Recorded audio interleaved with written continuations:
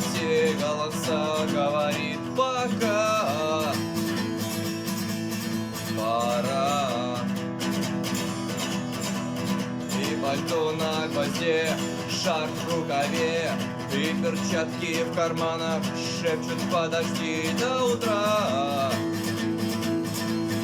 До утра. Но странный стук зовет в дорогу. Может сердце, а может стук в дверь.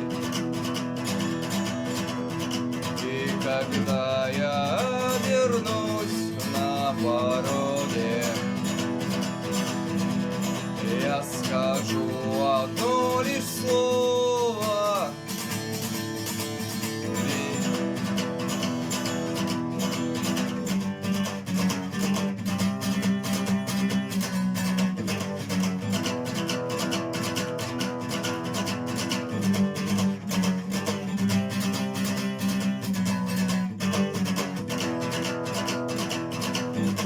И опять на вокзал, и опять к поездам, и опять проводник выдаст белье и чай. И чай. И опять не усну, и опять сквозь грохот колес мне послышится снова: прощай, прощай.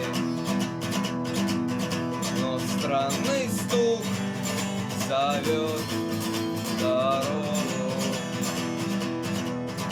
Может сердце, а может стук в дверь. И когда я вернусь на пороге, я скажу